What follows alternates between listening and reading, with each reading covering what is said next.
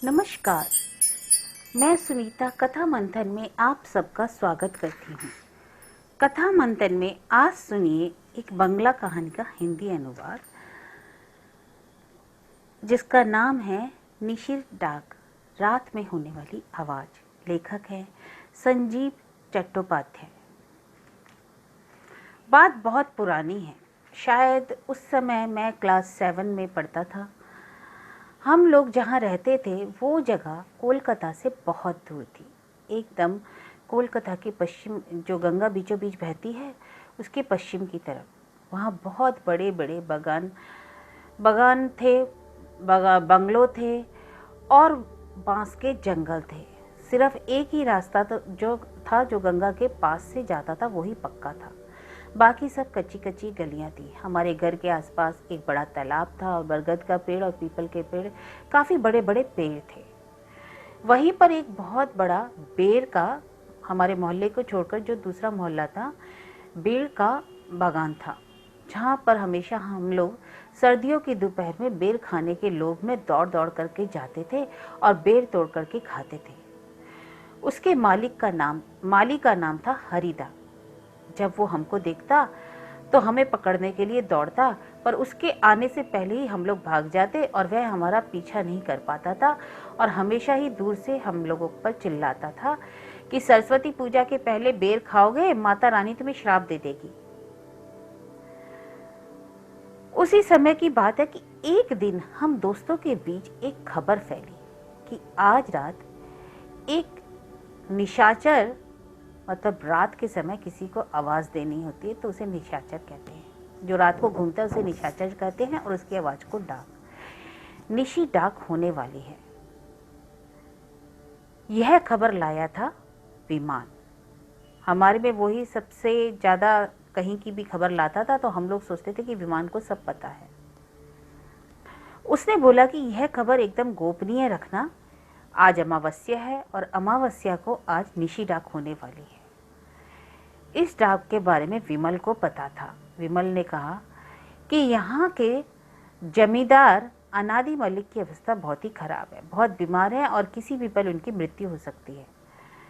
अगर उनकी मृत्यु हो गई तो उनकी इतनी बड़ी जिम्मेदारी है, घर बागान इन सब का क्या होगा। इसलिए उनको इतनी सहजता से तो मरने नहीं दिया जा सकता। इसलिए यह एक आखिरी चेष्टा करके देखी जा रही है कि किसी की आयु को छीनकर और उस आयु को उनमें डालकर उनके प्राणों को बचाना। इसके लिए एक बहुत बड़ा तांत्रिक आया है पशुपतिनाथ पहाड़ से। नाम भी उसका है पशुपति। वह अपने पूरे शरीर में तेल सिंदूर लगाकर रहता है और यह डाक देने के लिए वह 12 से 2 बजे के बीच में निकलेगा। उसके हाथ में रहेगा एक नारियल जिसका मुंह खुला रहेगा और इस मोहल्ले से उस मोहल्ले में सबके नाम को वो 3 बार बुलाएगा। और अगर किसी ने उसी समय अब पलट कर उत्तर दे दिया तो उसी समय उसकी मृत्यु हो जाएगी और उसके प्राण को वो नारियल में बंद कर लेगा।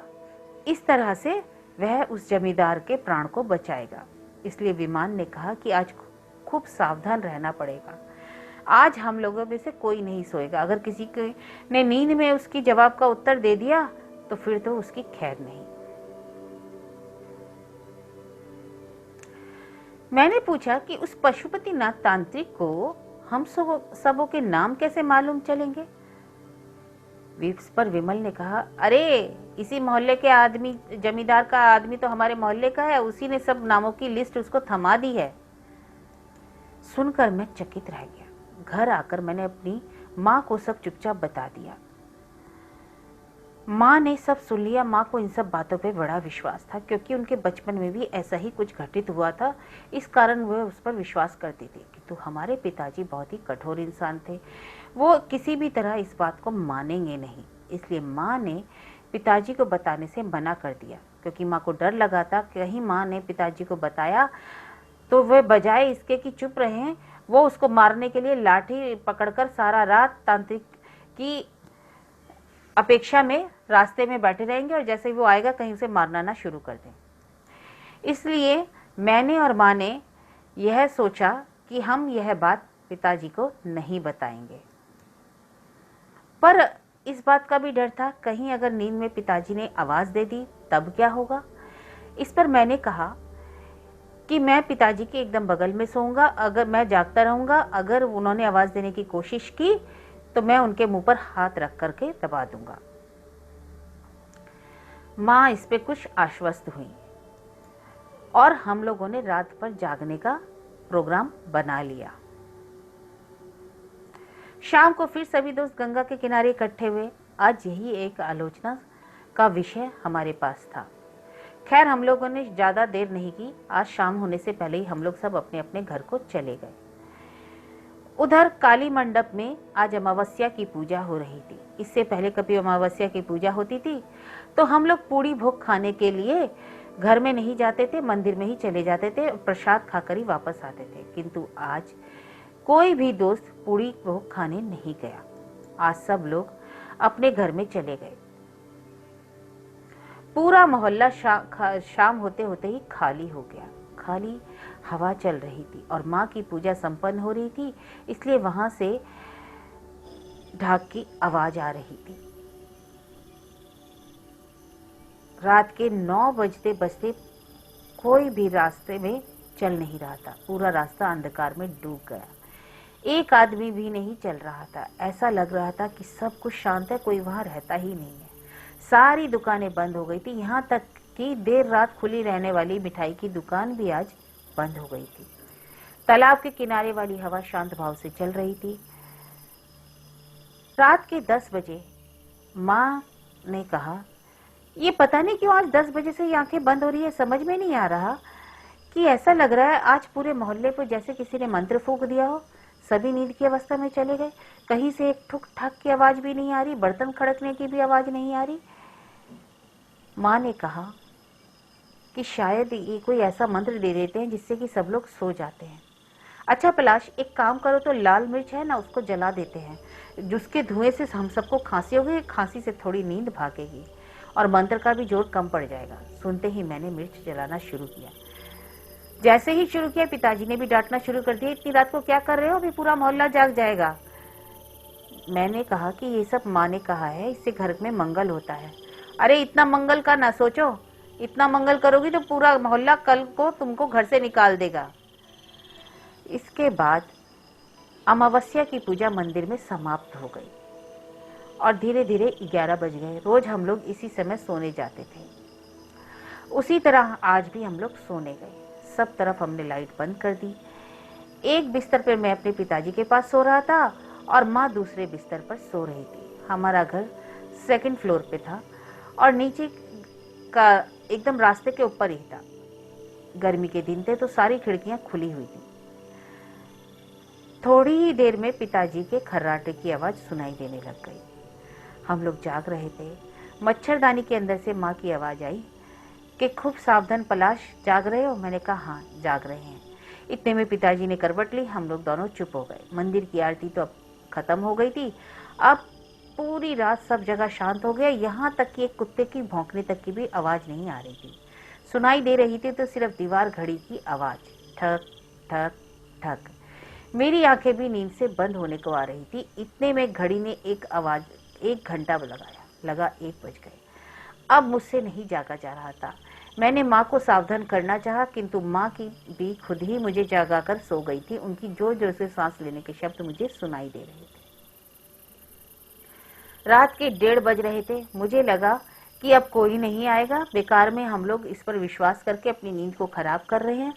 सो मैं सोने की चेष्टा करने ही वाला था कि दूर से एक गंभीर आवाज सुनाई दी, अनाथ अनाथ। शायद किसी ने 3 बार पुकारा। फिर आवाज सुनाई दी, दीनबंधु दीनबंधु। धीरे धीरे वो आवाज मेरे घर के नीचे आई और मेरे पिताजी का नाम लेकर बोली, हरिशंकर हरिशंकर। मैंने अपना हाथ एकदम पिताजी के मुंह पर, होठों के पास रख दिया कि कहीं जैसे उत्तर देने की कोशिश की तो मैं अपना हाथ उनके मुंह पर रख दूंगा। पर नहीं, पिताजी तो इतनी गहरी नींद में सो रहे थे कि उन्होंने ऊँ आह भी नहीं किया। मैंने कहा चलो अच्छा ही हुआ। मेरी बहुत इच्छा हो रही थी कि खिड़की से बाहर झांक कर देखूं, किंतु मैं अपने पिताजी को छोड़कर उठ नहीं पा रहा था। धीरे धीरे वह आवाज गंगा की तरफ दूर जाने लगी। हमारी खिड़की से आवाज धीरे धीरे आने लगी, कनाई कनाई बनमाली बनमाली हरारा। कम होते होते आवाज सुनना बंद हो गई। अब खाली हवा की आवाज आ रही थी। इधर मेरी पलकें भारी होने लगी थी और कब मैं सो गया मुझे पता भी नहीं चला। दूसरे दिन मैं बहुत देर से उठा। रास्ते में देखा बहुत हलचल मची है, लोग आ जा रहे हैं। रात में कोई ऐसी घटना घटित हुई है इसका कोई पता नहीं चल रहा था। थोड़ी देर में ही जब हमारा दल अपने अड्डे पर जमा तो हम लोग सब दोस्त एक ही बात कर रहे थे कि कहीं कुछ हुआ है, कहीं किसी ने कुछ निशाचर की आवाज़ सुनी या नहीं, किसी ने उत्तर दिया या नहीं। हम सब में विमान सबसे साहसी था। उसने तो अपने बरामदे से छुप छुप करके उसको निशाचर को देख भी लिया। उसने कहा उस तांत्रिक की आंखें तो एकदम आग थी। उन आंखों को देखकर ऐसा लग रहा था कि जैसे आंखों नहीं, वहाँ से आग के दो शोले हों। अंधेरे में एकदम काला इंसान दिखाई दे रहा था। हम लोगों ने यह सुना। फिर हम लोगों ने अपने मोहल्ले में पूछताछ शुरू की, पर कहीं कुछ ऐसे घटना हमें सुनाई नहीं दी। फिर हम लोग इस मोहल्ले से दूसरे मोहल्ले में घूमना शुरू किया, पर कहीं कुछ हमें सुनने को नहीं मिला। हमने सोचा सब बेकार की बात होगी, हम लोगों के मन का वहम है। सो हम लोग चुपचाप इधर उधर घूमने लगे। अभी हम लोग तालाब के पास ही जा रहे थे कि वहाँ दो लड़कियाँ आपस में बात कर रही कि वह जो बेर के बाग का माली था हरिदा, हठात ही आज उसकी मृत्यु हो गई। अच्छा भला स्वस्थ इंसान, कोई बीमारी भी नहीं थी। पता नहीं क्या हुआ कि वह रात को खा पी करके सोया और अपने बिस्तर पर सवेरे मृत पाया गया। ऐसा कभी होता है कि अच्छा भला इंसान खा पी कर सोता है और सवेरे अचानक ही उसे क्या हो जाता है। सवेरे मोहल्ले वालों को इकट्ठा करके जब उसकी पत्नी ने बताया, डॉक्टर को बुलाकर चेकअप कराया, तो उसने बोला कि उसको हार्ट अटैक हुआ है, इसलिए वह नींद में ही चल बसा। पर हम सब जानते थे कि रात को क्या घटा है। रात को जब हरिदा अपने घर में के बरामदे में चारपाई लगाकर सोए थे तो तकरीबन 2 बजे रात को तांत्रिक उसके बाहर चिल्लाया, हरी हरी।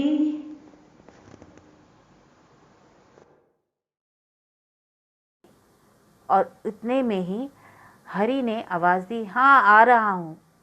नींद में ही आवाज़ दी थी।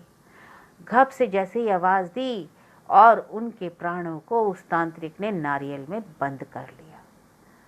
इसके बाद हमने सुना कि अनादि मलिक बहुत जल्दी स्वस्थ हो गया है और कितने वर्ष वह जिंदा भी रहा, पर उसके बाद पता नहीं उसे क्या हुआ कि अंत में उसने अपने जीवन से हार कर आत्महत्या कर ली।